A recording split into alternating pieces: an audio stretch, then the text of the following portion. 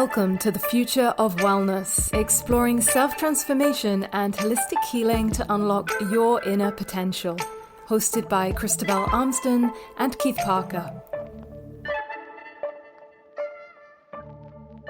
Hello, and welcome to this episode of the Future of Wellness podcast. Today, we're joined by Nick Strauss-Klein.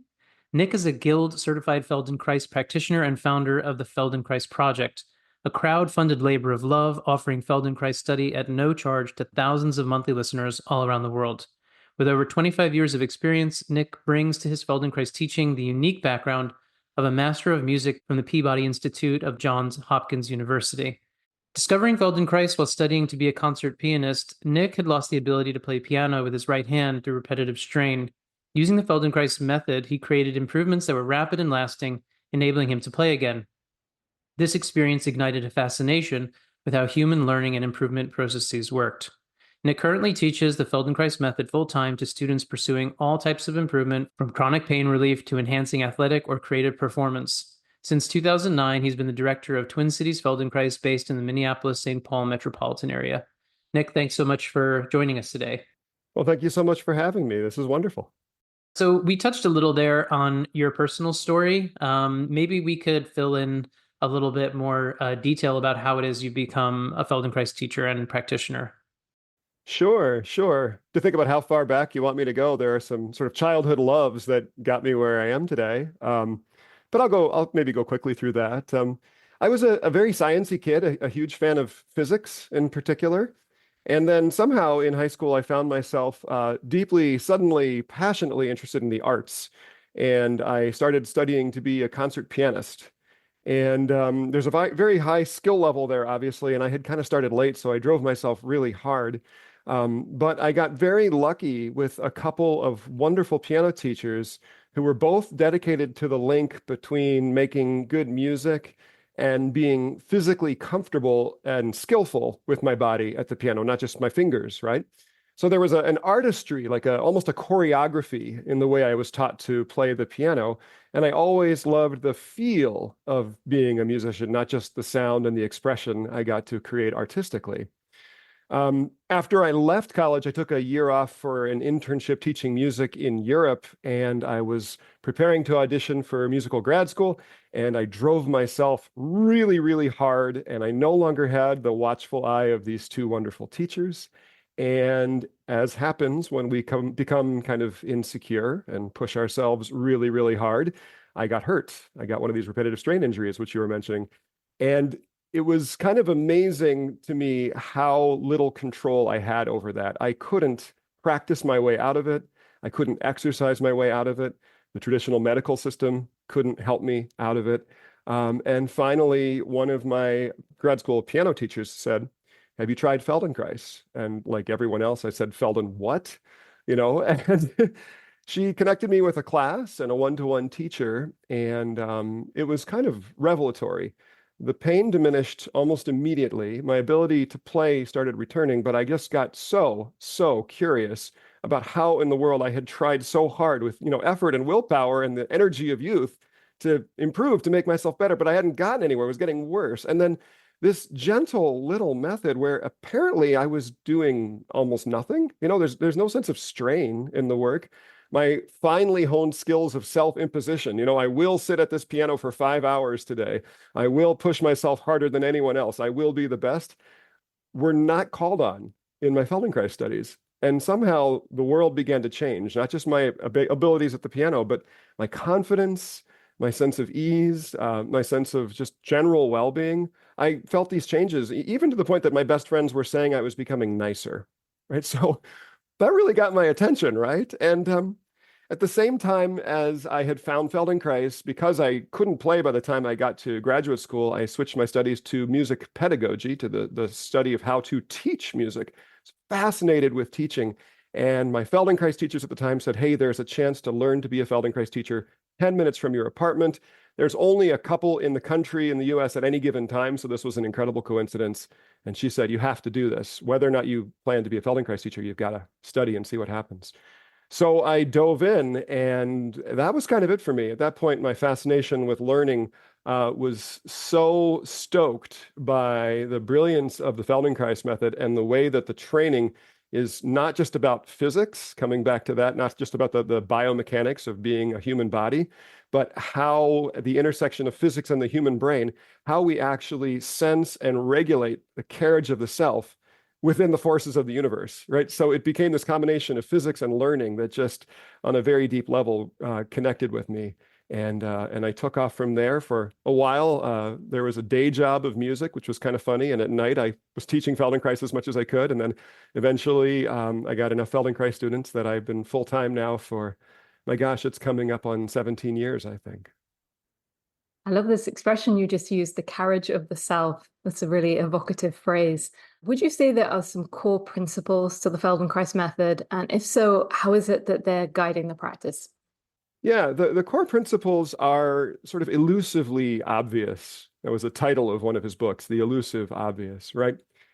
We need to find a way to act in the world that is in harmony with how the forces of the universe work and how we learn and refine ourselves and mature, right? So to be able to do that, it requires a lot of sensitivity and discrimination, right? Being able to make fine distinctions between things is the roots of learning. So at the core of the method is this sense of awareness of the physics of being human, but also in very fine detail, how does learning work? In any Feldenkrais lesson, whether we're being guided hands-on by a skilled practitioner or we're being guided verbally, in any Feldenkrais lesson, we're being constantly asked to pay attention. In the end, the real beneficiary or the linchpin of Feldenkrais study is our curiosity, right? We are cultivating curiosity about the self. So how can we learn to sense in more detail the differences among the options we have for doing things? So the lessons present options, they cultivate curiosity, and at a very fine level, they ask us to learn to feel what it means to move and function in one way compared to another. And the amazing thing about the human nervous system is that we are wired for efficiency. When we perceive a better option, we will choose it spontaneously. So Feldenkrais is often presenting options for how to do the things we want to do. I found it interesting that you said you started with like a pushing orientation, like music study, have to like do it and push the edge. And then this thing comes in, Feldenkrais comes in, and it's about doing things with ease, going in like the opposite direction. I'm wondering how this informs the creation of Feldenkrais, and if you can give some kind of context to our listeners about how this kind of arose, how this methodology arose, and how this non-doing aspect is so central. Yeah, it's kind of a fascinating story. So Moshe Feldenkrais was a Ukrainian Jew who found his way to Palestine around the end of World War I. And in that environment, he had to learn a lot about self-defense quickly and studied martial arts. And then later on in his formal education, he studied mechanical and electrical engineering. And along the way, with this incredible mind, the scientific mind, and this very skillful development of his body, he injured a knee and got to the point with this injury where he was given a choice by a surgeon. He said, you can do this surgery and it may help you, or you may never walk again. And he didn't like those odds. So he set about kind of thoroughly applying his own curiosity. And we could say the scientific method. This is one of the things I love to say about the work, is that he had the courage to apply the scientific method to the subjective world, right? He experimented upon himself. But as he was trained in science, you can't do that with a lot of noise or force, right? To make very fine distinctions, you have to study very, very fine sensations and details, right? The louder the stimulus, the harder it is to discriminate details. So he worked with himself in a very, very gentle and non-violent way, despite his background in self-defense. And he discovered a way to walk again, I believe lacking one of the ligaments of his knee lifelong, but he was very functional. So he found a way to move differently that worked through that. So that's the basics of his story of finding it. And then he, along the way, as he was developing this, he was studying human development. He was studying neuropsychology. He was intuiting the basics of what has become modern neuroscience. It's one of the coolest things about becoming a Feldenkrais practitioner when I did in the early 2000s, is that modern neuroscience was just proving out what Feldenkrais had intuited over 50 years prior about how we actually, how the plasticity of the brain isn't just in childhood. We used to believe that adult brains don't change, and it's not true at all. Feldenkrais seemed to be very ahead of his time, as you're mentioning there, creating this method of self-improvement, which today might be connected, as you just sort of spoke of, with somatics, neuroplasticity, before those terms were being sort of actively used in common parlance. Might you comment on the role of the brain and the nervous system a little bit in this practice? Yeah. I mean, I would actually, in some days, I would like to call the method practical neuroplasticity, right? Instead of the Feldenkrais method. It's not the most convenient last name that anyone has ever had for a way of, for a personal practice, right? So the details, again, of neuroplasticity is that the brain changes itself based on our experience. We're always either strengthening the synaptic bonds of habit, or we're building new patterns, right? We can either be in that sort of curious, wide open learning state as we encounter this next moment, or we can be sort of running our programs, running our patterns that have solved problems that have repeated in the past well enough that we're perfectly fine being in the realm of habit. But as anyone knows, a lot of habits are very good, and of course, many habits are very frustrating and things that we'd like to change.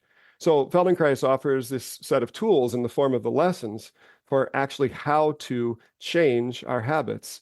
And the ingredients are always kind of similar. I talked a lot about making distinctions and fine sensations.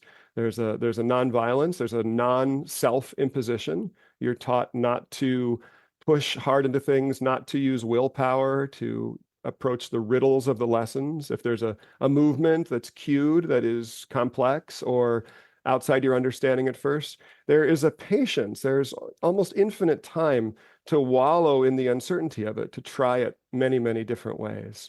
So in that delicate trial and error process of kindness, of self-compassion, and each of the lessons having a particular human function that they're pointing to, along the way, your nervous system starts to change, right? We plastically start to approximate more and more a simpler way of functioning, a simpler way of moving our bodies through the movements that are being described, which are always in some way related to actual human action, right? We get on the ground, we move very slowly, we move out of gravity, so the habits are more malleable, right? Not falling over our balance is one of the biggest habits. So we do a lot of Feldenkrais work lying on mats because it makes us more malleable.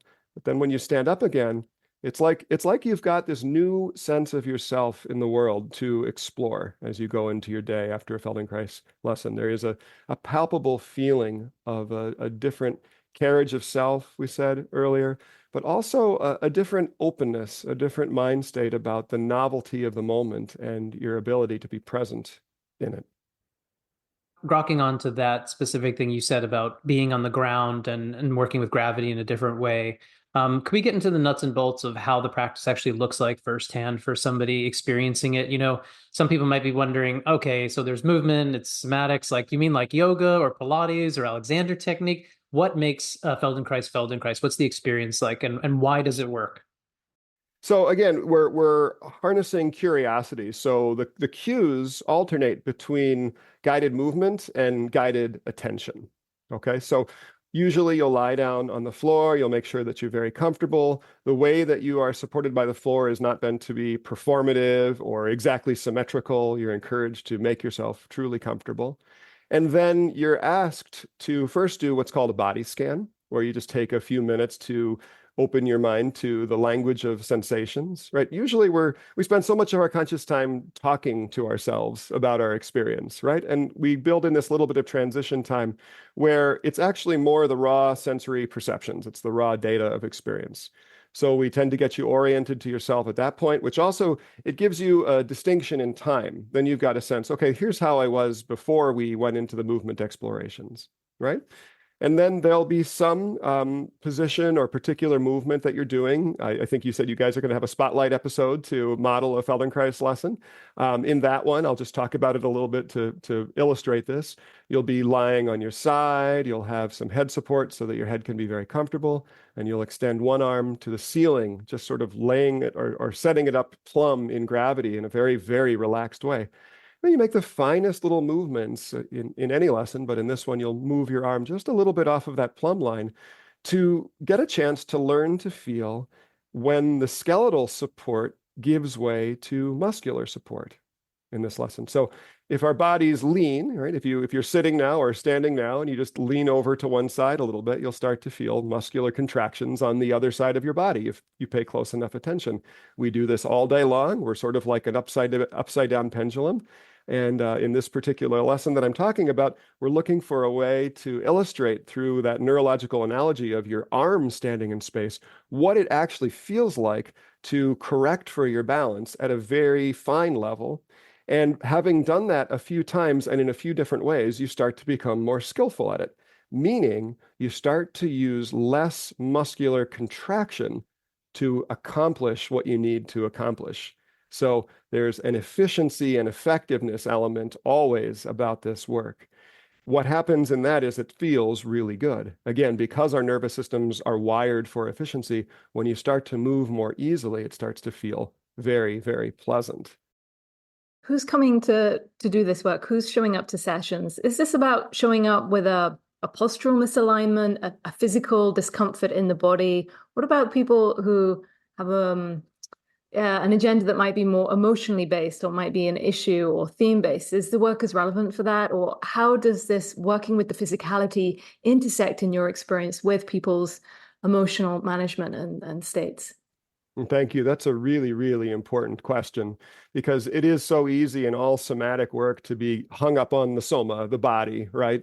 So amazingly, the way that the nervous system works, and it sort of is as obvious as can be once you think about it for a moment, is that the same nervous system is regulating and controlling, running our physical body and our emotional state, our thinking mind, our ability to sense. It's all part of the same nervous system, part of the same self. So yes, in fact, a lot of people do find in Feldenkrais, and some even come to Feldenkrais, amazing emotional relief and inspiration for creativity. They feel clearer, they feel safer, they feel more confident in themselves, and the emotional life can calm down and become one of joy and freedom more and more. Now, I should say that the average Feldenkrais student shows up motivated by the most basic thing in the world, pain, right? The bread and butter student will show up to Feldenkrais because they're in pain. That's why I showed up. That's why so many people do. So a lot of what we're doing at first is helping people learn that they have agency in their unpleasant experiences. But that wisdom extends past the physical unpleasantness, right? Extends past physical pain. You can start to learn as you study this work that if you re-regulate your nervous system in Feldenkrais lessons, you can re-regulate your emotional state at that time too. There are some practitioners who've done very, very beautiful work with Feldenkrais for victims of trauma.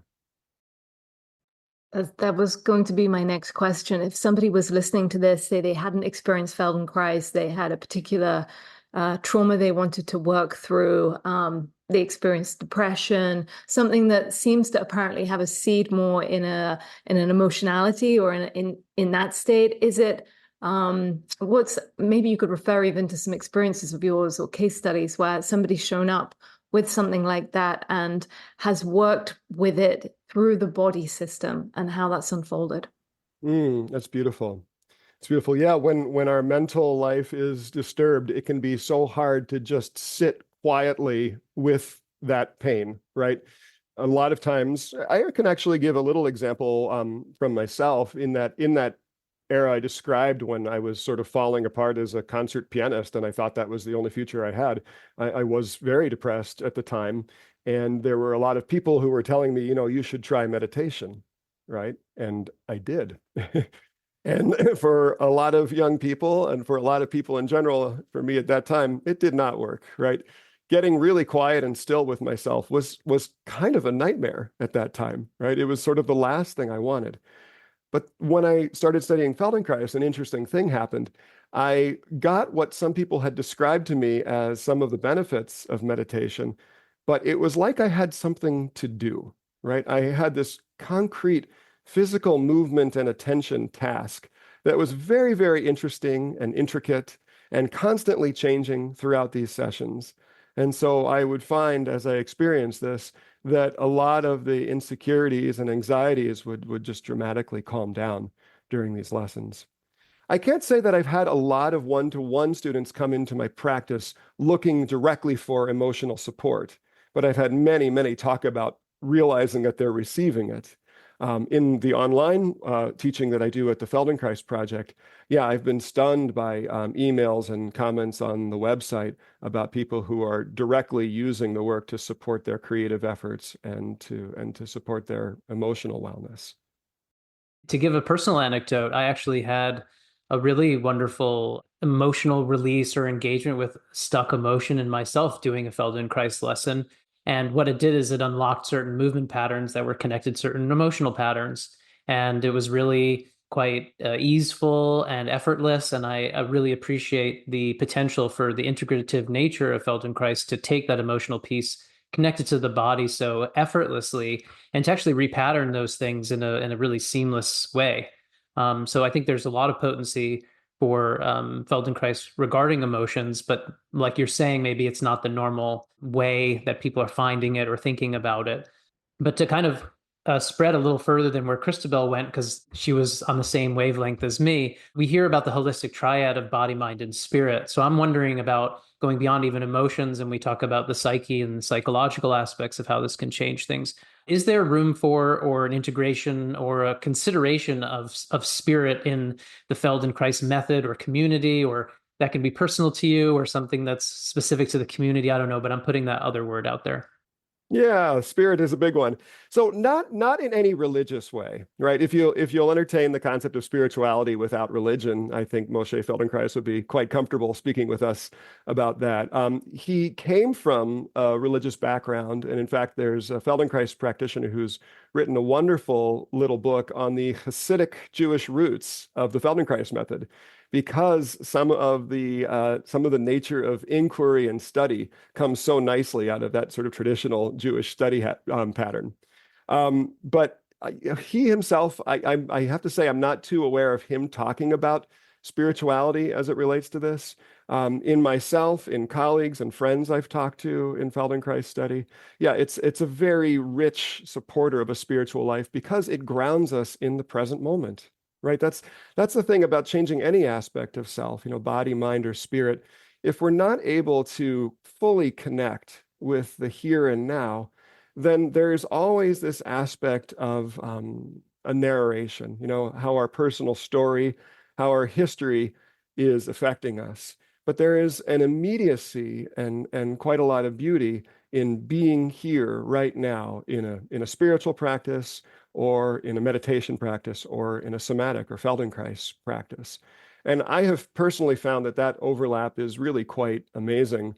Going back to the story of attempting meditation at age 21, it took a few decades and a global pandemic, but back in 2020, something, I'm not sure what it was, inspired me to sit my butt down on the cushion again and really, really give meditation a go. And I developed out of it a quite profound practice for the first time in my life, which at this point I don't miss very often in any given day. I don't skip very often on any given day. So it's a regular practice. And I was struck as it developed, and I continue to just be in awe of it now, by how often the mental states that I find myself in after meditation and after a Feldenkrais lesson resemble each other. And how there is this sort of sense of openness or pleasure in the moment, no matter what's happening. Even if a kid comes in and distracts me, or there's a difficulty in the kitchen that I overhear, or I'm rushing to get to the next of the many things I do in life, I just find that there's a capacity to be present that comes out of Feldenkrais lessons and my meditation practice for me the same way. If I'm in any given day, I'm going to do at least one of them. It's sort of a personal practice, right? If I don't get to both, that happens sometimes, but I'm going to practice with at least one of them.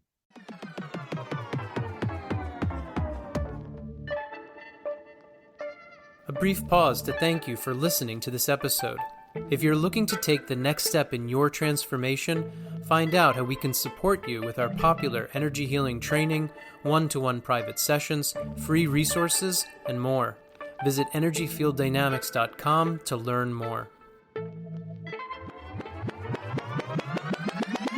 I really appreciate everything you shared there and bringing things to the simplicity of being present. And, I think that that's actually the most integrative thread amongst all of the people that we've spoken to on this podcast when we talk about what's most important, what is the central focus of the work when it really comes down to it, when you boil it down. And it's not these esoteric things, it's not these philosophical or idealistic things. It's if you don't work with the present moment, if the foundation of everything isn't just being able to be here now in life as it presents itself, then what are you working with? How are you discovering anything? How are you having any kind of inquiry or engagement with what this experience may be? And so I appreciate that, and that's great.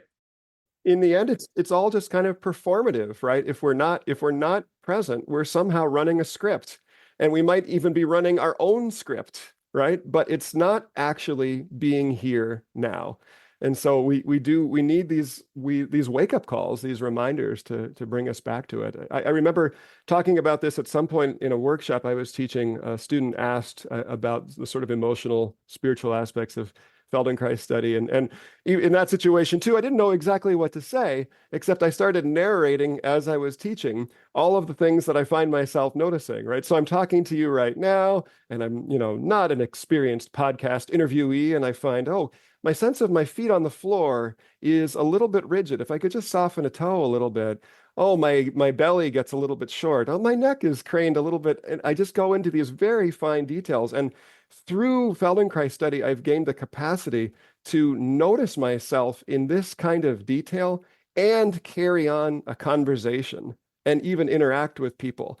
And that is a gift from Feldenkrais that I wouldn't have known how to get anywhere else, that I can have the details of the somatics that are creating a state that pull me out of the present because of their tightness or their discomfort or the anxiety that they imply, the sort of physics, the biomechanics of anxiety. When I feel that stuff, it stands out to me. I've studied myself enough in these lessons that I stand out to myself when something is working too hard, or something is striving or craving, or just not willing to simply be here.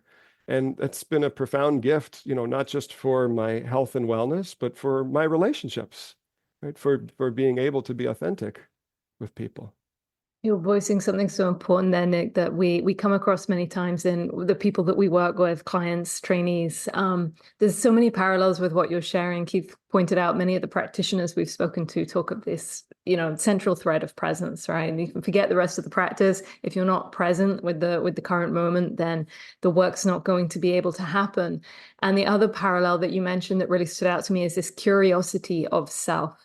Because more and more we're finding that as we're working with people with the field dynamics, with energy healing as our modality is, that introducing people to this idea of just getting still, getting quiet, and getting really, really curious about what's happening in the moment, as you said, while you're speaking, while you're triggered, while you're not so triggered, what's going on with the soma, what's going on with the psychology, what mind patterns are playing out. And just to take that sort of parallel a step further, we have language that we use, Nadi Sushumna central channel, right, for this sort of central axis of the body. And I know that in Feldenkrais method, there's a real emphasis on the central axis as well. And I'd love to check in with you from your perspective as a practitioner as to why this central axis is so important from the perspective of Feldenkrais work. Yeah, Feldenkrais taught that relationship between the head and spine and pelvis is the most important one. And so why is it so important? Because it's more generative of our action than we think. And because it's the place where if we're not meeting gravity efficiently and effectively, we are so compromised by parasitic efforts, right? If your axis is not online with gravity generally, or returning to being online with gravity quickly whenever you go out of line with gravity, there develops such an incredible muscular contraction to keep you safe and stable, right? So to be free, we need to be clear in the head, spine, and tail with gravity. And then to function in any given way, and I know I'm speaking very biomechanics right now, but to twist or turn, to fold or arch, to side bend, any of that, if you're not integrated in your head, spine, and tail, then there becomes shearing forces, right? They're in the body. We develop these places that you take more movement, and these places that are rigorous or rigid and don't take any of the movement. And where do we get hurt? We get hurt in the places we're able to move. But where is the problem? The problem is in the places that we're more rigorous, right? The thing that we would like to unlock is something about, often in our culture, it's the pelvis not moving. We all know that really well, right? We are very hung up in the West about free pelvises. But there can be all sorts of other things because of how our chairs are designed, because of what we do with our time, because of computers and phones. There's all sorts of things about how we carry our head and how we use our spine that can be compromised too.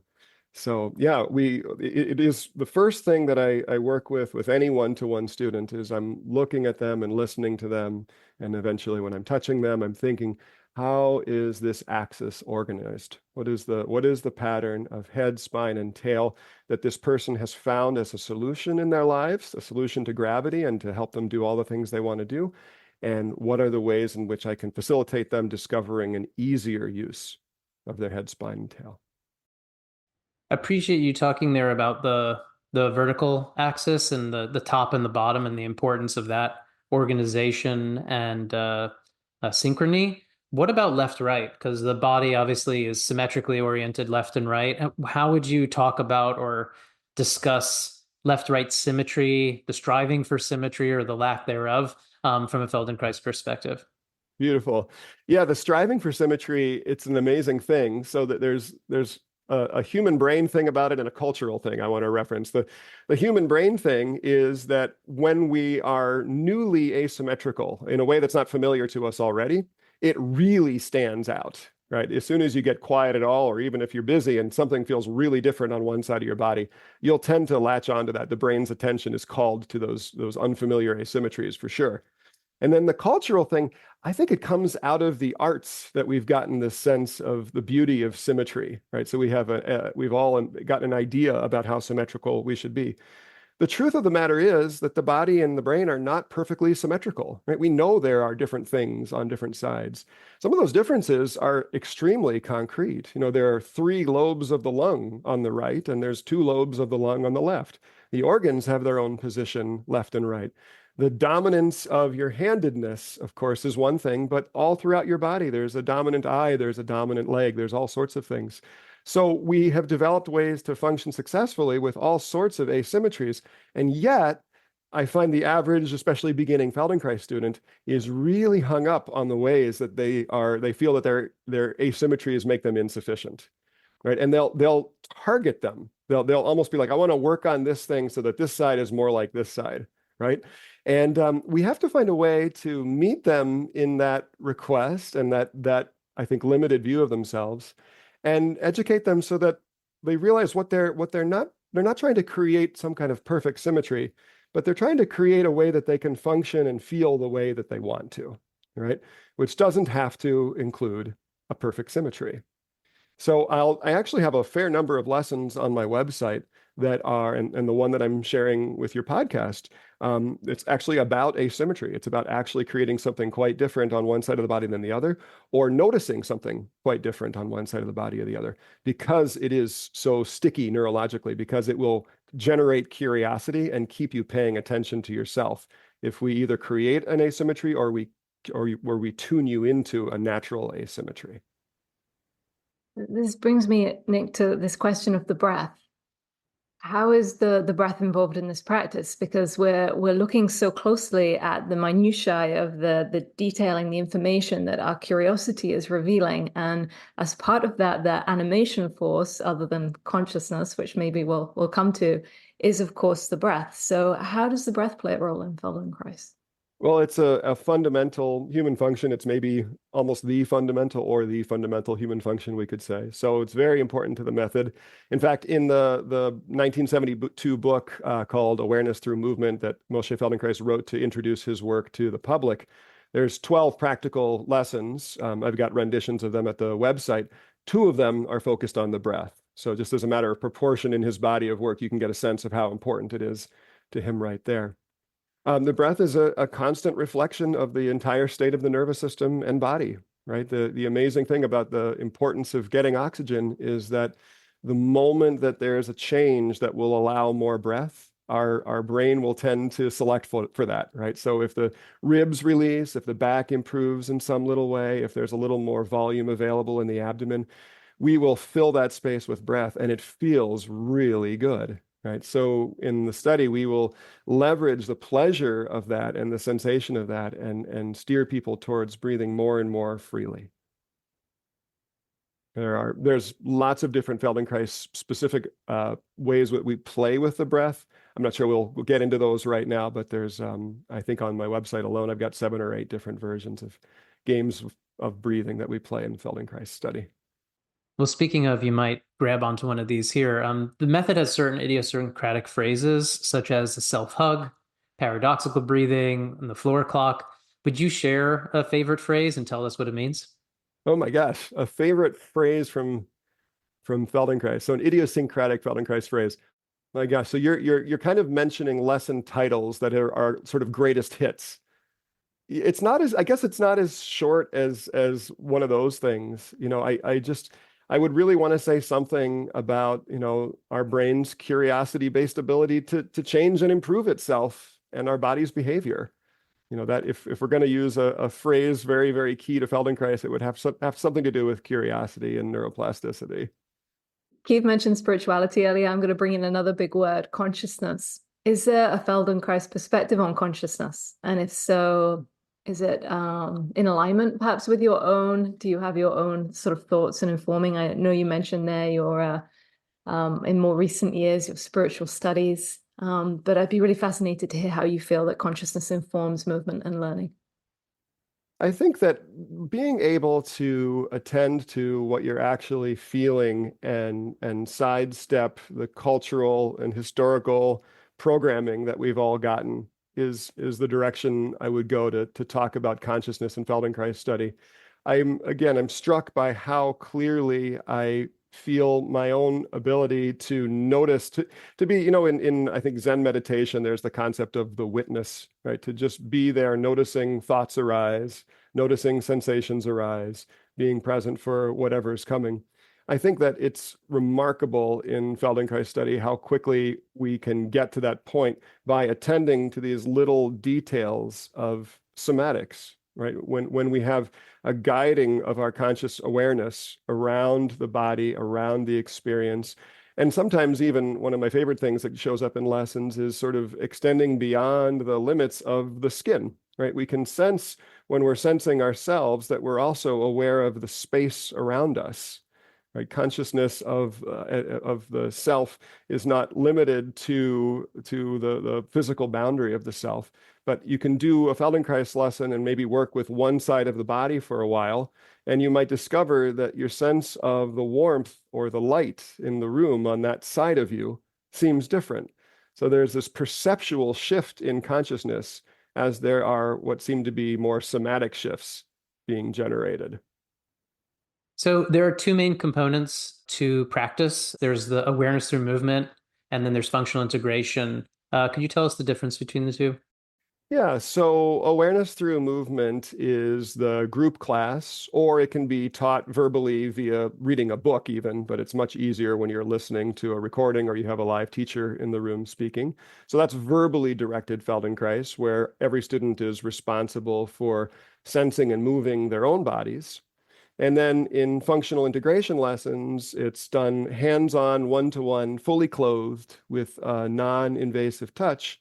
And a practitioner listens through their hands to the movements that the body can easily make and sort of follows around towards unlocking easier function by helping the student feel what it is that they do well and how to spread that skill into areas of human function that maybe they're less familiar with.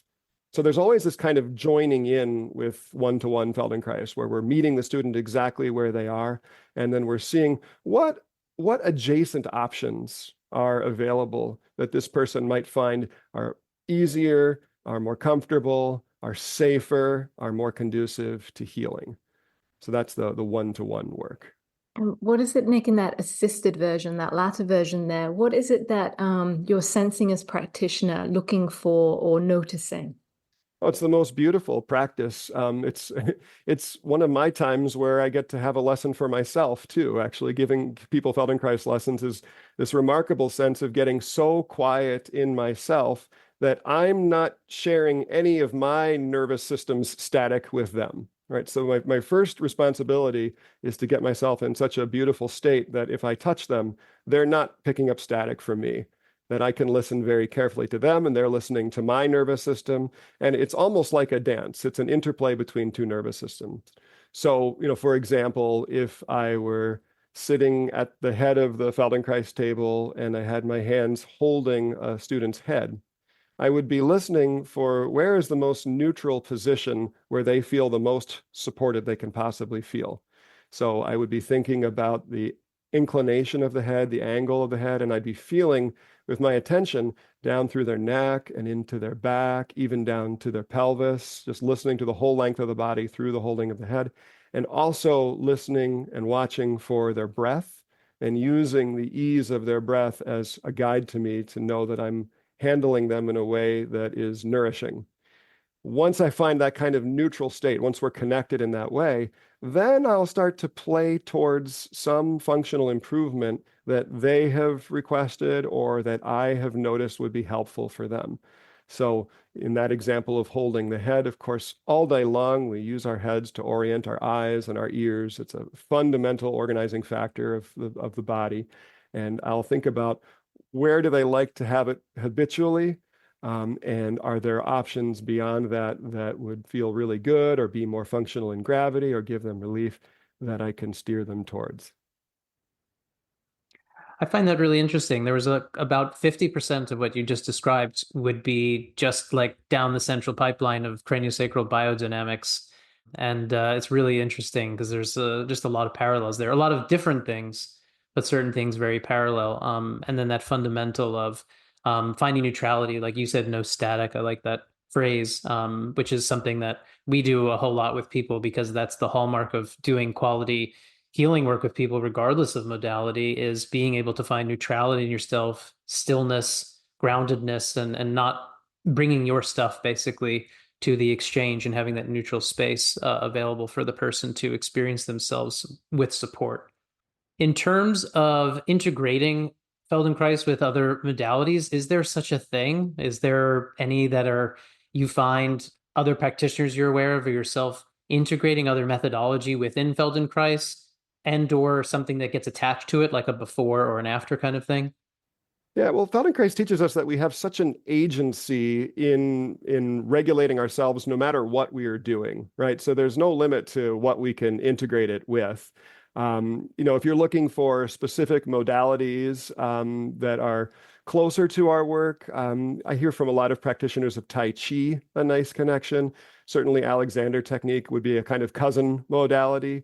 But you can bring the kind of Feldenkrais awareness and thinking and problem solving to anything. I read something in my early 40s about aging men and the importance of very, very vigorous exercise to keep the hormonal levels and the sense of activity in youth being as available as possible for as long as possible, which sounded lovely. So I taught myself in my early 40s to sprint like I had never sprinted before. Boy, did I use a lot of Feldenkrais method when I was running as fast as I possibly could. And just to make life more interesting, because I live next to a wonderful wilderness area, I did this as I've always done running for the last 15 years or so. I did this barefoot style on natural terrain. So, there's quite an element of possible risk there. Awareness is everything. So as I was trying to train myself to do this safely, because I'm not interested in getting hurt, I was paying very, very careful attention at slower speeds at first to what is it like to pull myself to or push myself down this natural pathway with ruts and roots and everything else to think about how am I going to do this safely. And it was amazing as I learned the full stride, the full thrust of sprinting as fast as I could. I was constantly feeling, little twinges as I would accelerate, right? So you get a little bit faster, you start to notice something is creating some resistance. The 20-year-old Nick at that point would push right through. The 40-year-old Nick said, I want to feel good tomorrow, and I've got 4 kids and a wife and a job, and I need to be able to do that, to be with them. So I, instead of pushing right through that moment, I would slow down, I would pay attention, I would play with my mechanics, I would think about how my head, spine, and tail were relating, to get back to Christabel's question, and then I would accelerate again, and through trial and error, and not overcoming my means, not blasting through the little warnings my body would give me, I eventually got to the point where I felt very safe sprinting. And it's a practice that I keep up to this day, about once every 10 days or so. You mentioned children there and family, Nick, and it just triggered a thought in me. I wonder if you've noticed, if you've had opportunity as practitioners to notice, or if this is in the Feldenkrais methodology, around patterns, inherited postural and bodily patterns between generations, and how that can play out, or how people might want to approach that aspect of practice. Absolutely. So there are some structural similarities between generations often, but the more important thing is our mirror neurons, right? Mirror neurons are the way that they call it the empathy machine inside of our brains, right? You create in yourself some approximation of what you are witnessing. It's how we can relate to each other. So great example, I have a mother-daughter in my one-to-one studio right now. And it's very fun to see how they play off of each other and how the daughter has grown. And the mother is in her 70s and the daughter's in her 40s. So these aren't particularly young people.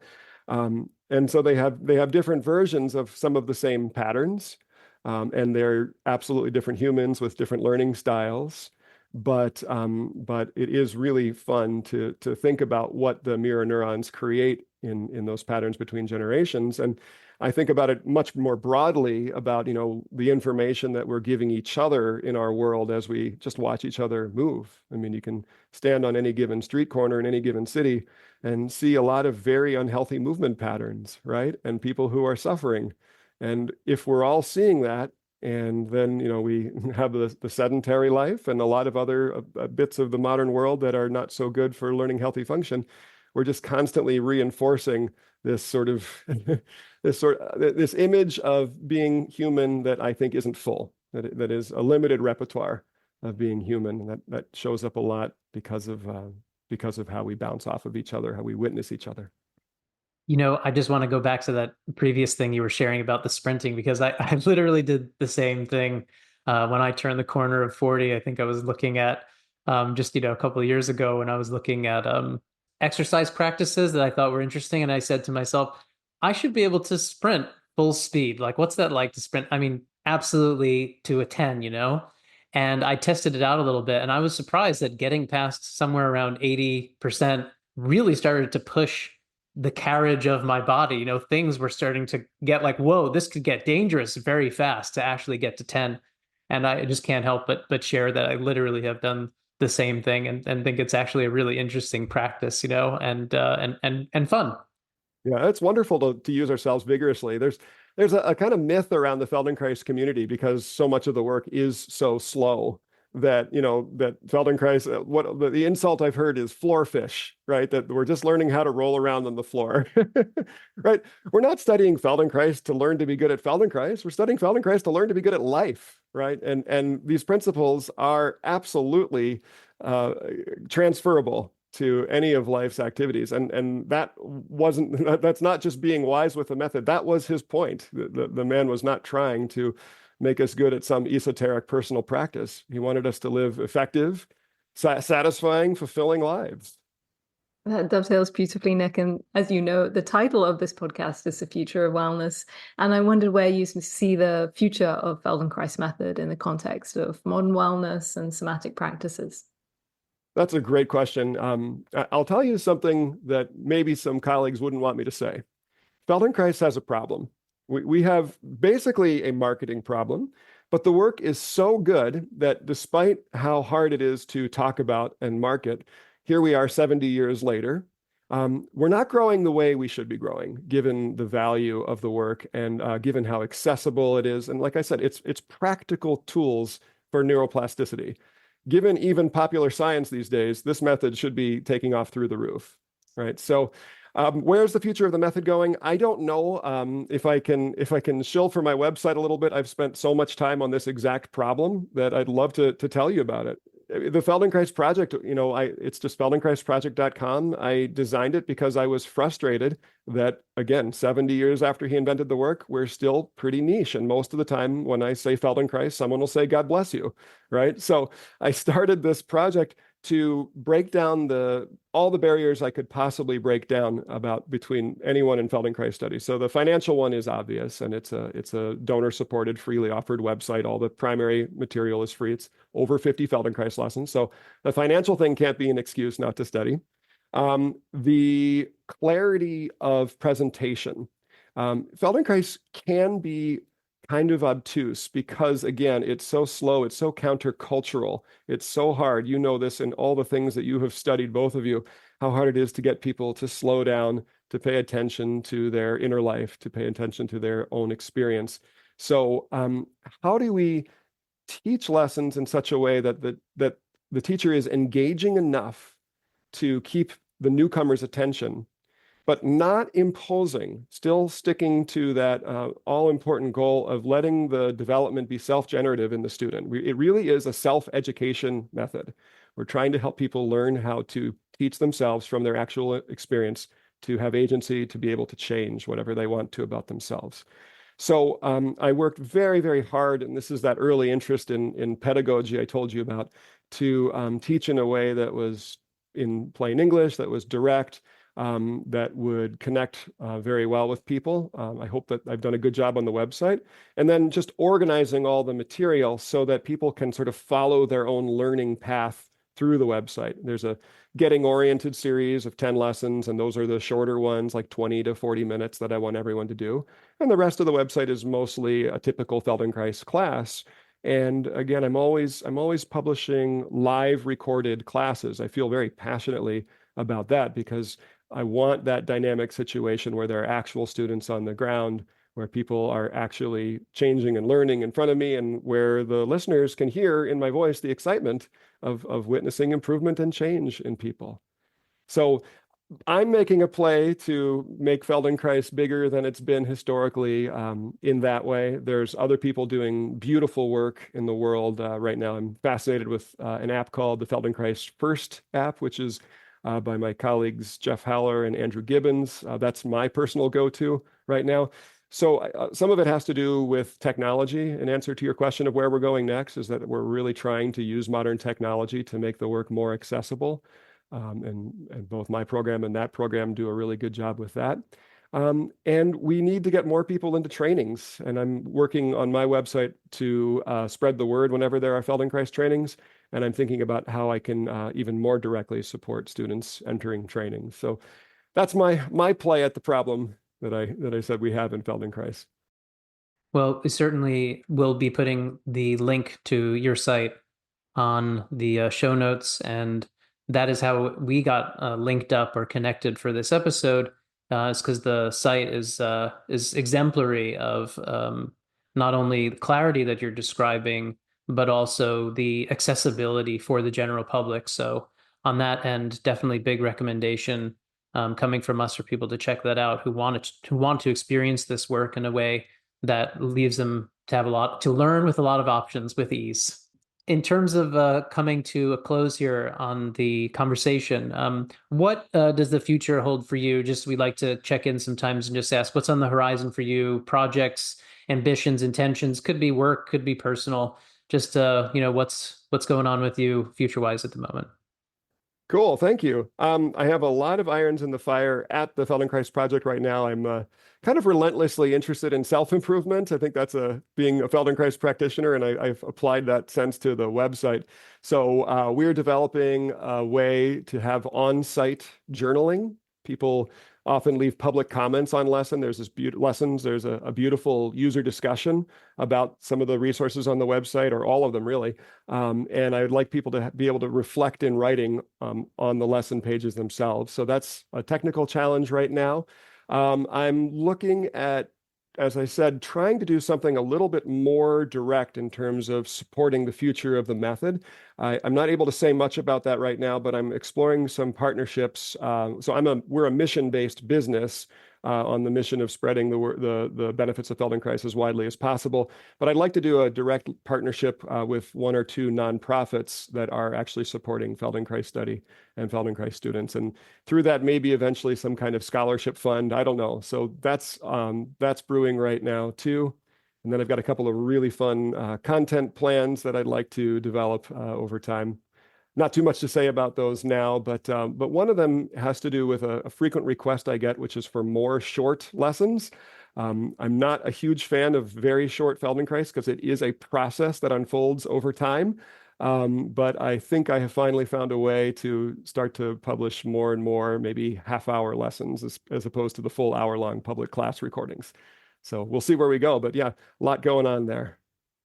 Thank you, Nick, for sharing those intentions. And thank you for all the service work that you're doing. It's quite clear from the way you're speaking about the modality and your intentions for yourself professionally and personally. You're very committed to that service work, and the Feldenkrais Project there seem to be something to be very much applauded, and we're thrilled to be able to share the message on the podcast today. Well, thank you. It's wonderful to be with you. Thank you for the wonderful questions. Thanks for being a part of the Future of Wellness. Be sure to subscribe and leave a review. It helps us reach more people and to make great episodes like this one. Learn more about field dynamics and why we think the future of wellness matters.